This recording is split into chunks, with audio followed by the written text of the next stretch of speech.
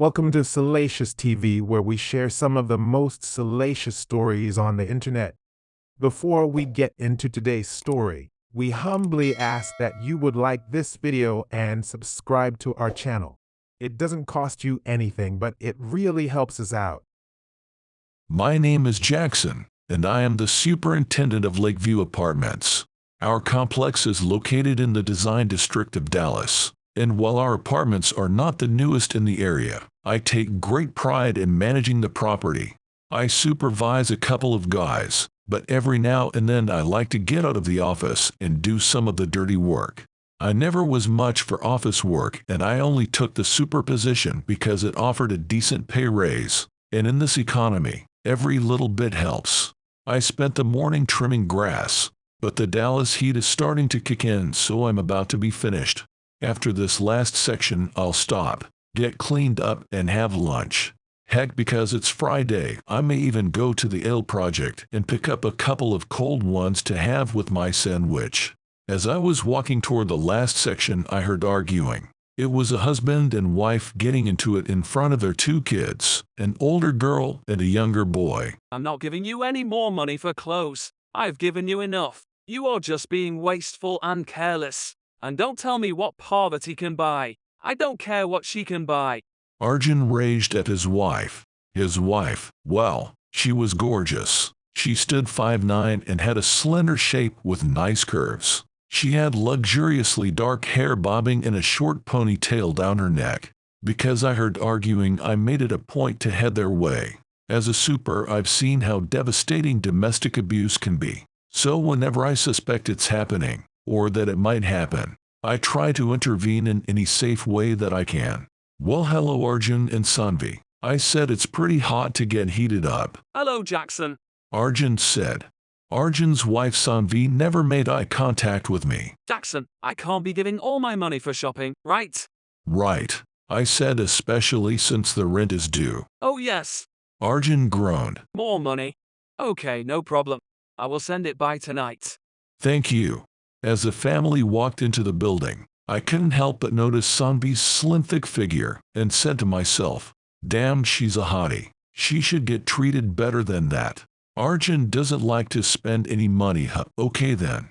Now I have to tell you, I've been married before. My wife left me for her boss.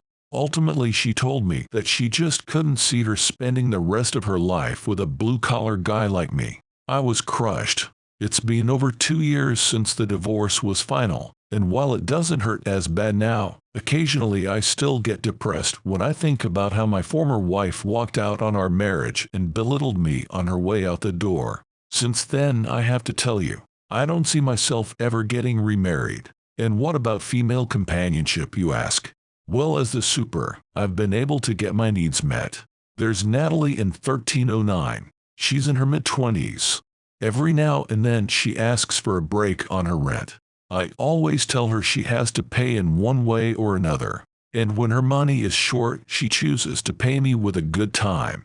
Then there's Talisa in 1011. She's in her early 30s. She's just gone through a divorce, and she's working to rebuild her life. And because I've been there, I'm able to offer words of wisdom as well as comfort her in more ways than one. Now Natalie and Talisa are both nice looking and a lot of fun, but there's something special about Sanvi. Any man would find her attractive. Oh well, I thought to myself, let me get cleaned up and get to the brewery for lunch. Around 8 o'clock that night, I was sitting on my couch watching the game when my bell rang. I opened the door, and to my surprise, Sanvi was standing there. She was wearing the same body-clinging sari she had on earlier. Hello, Mr. Jackson. She said nervously. I could be wrong, but based on the previous interaction between her and her husband, I suspected she wasn't allowed to talk to or be in the presence of other men. I have the rent here for you. Arjun would come, but he had to work.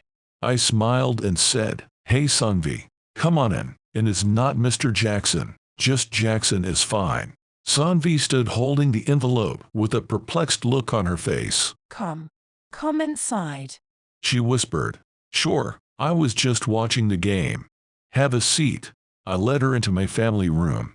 She looked around, seemingly surprised that she was walking into my apartment. To soothe her fears, I acted confident and commanding. I sat down and patted the seat next to me. Sanvi, please have a seat. I want to ask you something. Oh, okay, I guess. She gingerly sat next to me and placed the envelope on her lap, holding her gaze downwards. So earlier I couldn't help overhear you coming back home.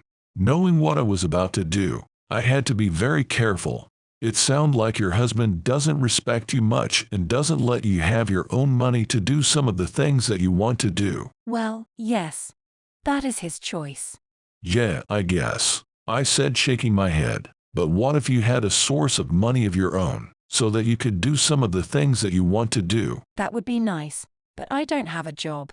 And Arjun doesn't want me to work outside of the home. Sanvi mumbled.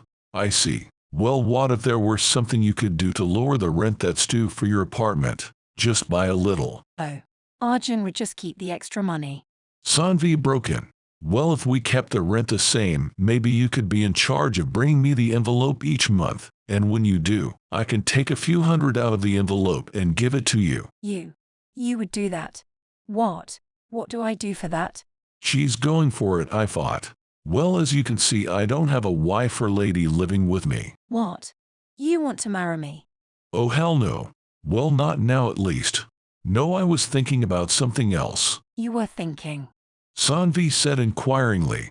My God. I realize she's young and inexperienced, so I'm going to have to spell it out for her.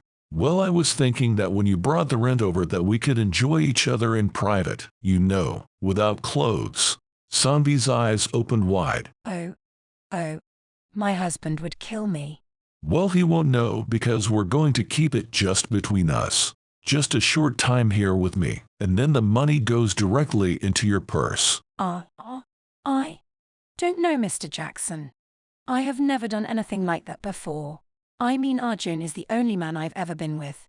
Of course. Listen, it's up to you. You can say no and I'll just keep the rent as usual. Why don't you think about it for a while and let me know? Oh, okay. Please don't tell my husband. Never, I said. This is just for you, Sanvi. Okay. Okay. I should go now. She stammered. I saw her out the door and returned to my game. 3 days later, about 7 p.m., Arjun and Sanvi's neighbors in the apartments next to them could hear Arjun screaming at his wife again through the walls. I told you I'm not giving you any more money. Arjun yelled. Your place is here in the house cooking for me and the children, not out shopping with your girls. You think I do what I do? Working hard every night so that you can go shopping. Your place is here in the house cooking for me and the children, not out shopping with your girls. You think I do what I do? Working hard every night so that you can go shopping. The neighbors said he went on like this for a while. As usual, Sanvi dropped her head when Arjun yelled at her, but she said to herself, "You are an a-hole. Women should not be prisoners to their husbands these days." Around 8:15, my bell rang again. This time I was watching an action movie on one of the streaming services. One of the perks of being the super and living here was that I had received every streaming service available to me for free. I hopped up to answer the door. It was Sanvi. Sanvi. Hey there, come on in. I could see that something was troubling her. I guess she and Arjun have been at it again. I enjoyed the rear view of Sanvi's gorgeous body walking into my apartment. Her hourglass form was wrapped in a colorful sari, and her hair was in a raised ponytail. She wore hoop earrings that matched her gold bangles. I closed the door behind us and motioned her to have a seat on the sofa. Sanvi broke the silence. You said that if I come see you sometimes, you'd give me back some money. Absolutely. But that has to be something that you want. I'm not forcing you to do anything. Of course. The married woman said as she nodded her head. How much money? And how many times? Well, we can talk about that, I responded. I could take out maybe 200 or 300 from the envelope each month, and maybe we could do, let's see, what about 3 sessions per week? 400. And maybe I can do 2 sessions per week. Maybe 1 session some weeks, depending on what's going on with my children. I said to myself. She went from not understanding my proposition to driving a hard bargain. Well, okay, I said, I guess that will work. So what now? Sanvi stuttered. You have some time now? I asked. Well, my husband is at work, and the kids are at my sister's place for a couple of hours. She smiled sheepishly. I got up and went over to the filing cabinet in my office and returned with the envelope Sanvi had given me a couple of days ago. Well, it turns out I still have this. I looked at Sanvi, opened the envelope, and took out the agreed-upon amount. This is for you. Sanvi put the bills in her purse. Realizing what was about to happen, she started to blush. Why don't you come over here? I asked her, sitting back down on the sofa beside her. Sanvi nervously eased over to sit right up against me, then looked up at me expectantly. I leaned in and cupped the woman's face in my hands. I gently lowered my lips to hers, and Sanvi melted into me. She wrapped her arms around me as she shook with nervousness. I took my time kissing Sanvi. I began slowly undressing her. She giggled nervously and said, You've done this before, haven't you? I said in response, What in the world are you talking about? We both laughed. Sanvi stood up. I slipped her sari off and it fell to the floor. And now this goddess is standing in front of me in nothing but her undies. We laid on the couch and we were all over each other. As her moans grew louder and increased, I thought to myself, I bet Arjun never took his time with her. Probably a wham bam thank you ma'am type of guy, and then he was off to sleep snoring to high heaven. Well, that won't happen here. She's going to get the attention she's been missing. We were all over each other, and I was determined to make sure she experienced an O. I explored every inch of her body. We were really going at it. Our bodies melted into one, and in no time she was there. Oh, Jackson. I held her tight, and afterwards, we just laid there on the couch and we began to talk. She said what we had just done made her feel empowered. Arjun had belittled her. Arjun had treated her like a servant instead of a wife. Arjun was an a-hole. Arjun deserved this. Before I knew it, we were going at it again. I couldn't believe the prowess of this young, beautiful housewife. I was in heaven, and I was determined to reach places that her husband never reached. I broke our embrace and said, Come here, honey. I scooped Sanvi up and carried her bridal style down the short hallway to my bedroom. Entering the room, I plopped the cheating woman down on my queen-sized bed. She smiled up at me, and we proceeded to finish what we started. The room was spinning, and in no time flat, we both arrived again. Oh, you are a bad boy, Mr. Jackson. Did you enjoy yourself? I asked. Oh yes, I did. I think I'm going to enjoy our arrangement. Well, good, I said. I'm here for you whenever you need me. That's part of the arrangement too. I thought to myself. She said I'm a bad boy, and I am. But she's the married one here. Oh well. A short time later, we gathered ourselves together and got dressed. As Sanvi walked into my front hall, wrapped again in her sari, I asked her if she's okay. She said, Yes, everything is okay. She said, smiling. I need to go get the kids now. When is the next time I should come by? I thought a minute. What's today? Tuesday. Well, what about Friday? Same time. A nice little session to start the weekend. Okay, Friday. Sanvi smiled. She wrapped her arms around my neck again and kissed me passionately. I held her slim waist and returned a brief kiss. If you see me in the hallway, don't look at me. My husband is very jealous. No problem, I said. You're my little secret. And I locked the door behind her as she went to pick up her kids. Epilogue. Marriage can be extremely rewarding, but at some point it will also have its challenges. One minute spouses can be in love, and the next minute they can find themselves struggling with a hectic work schedule, illness, financial challenges, and these things, if left unchecked, can increase the likelihood that one or both parties look for an outlet. Unfortunately, some find that outlet in the arms of someone other than their spouse. That's what happened to Sanvi. The lack of finances and feeling belittled by Arjun made her ripe for Jackson's picking. And there's always a Jackson out there lurking to lure an unsuspecting spouse into an illicit affair. And there's always a Jackson out there ready and willing to accommodate a spouse that is looking to stray. Now, to be clear, Jackson didn't occur in a vacuum. He had been hurt, belittled, and crushed in his previous marriage. And hurt people hurt people.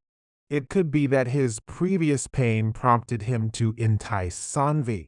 There were single ladies in the complex that he could have relegated himself to. But he had to have Sanvi. Sure, she was gorgeous, and we could say that he wanted her just because of her physical attributes.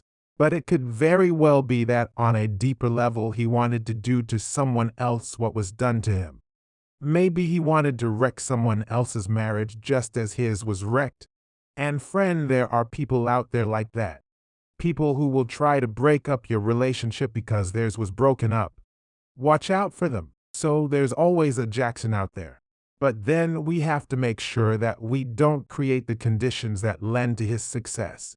By treating Sanvi the way he did and then sending her to Jackson's with the rent money, Arjun unknowingly placed his bride in a situation where she could be plucked by another man. Two things here. Number one, if you're in a relationship or married, watch how you talk to and treat your significant other. Verbal abuse is real, and we can build each other up or tear each other down with the words that we use. Number two, we should never physically place our spouse or significant other in a situation where they can be tempted to cheat. Arjun should never have sent Sanvi to Jackson's place at 8 o'clock at night to pay the rent. Who does that? We should never place our spouse or significant other in a compromising situation.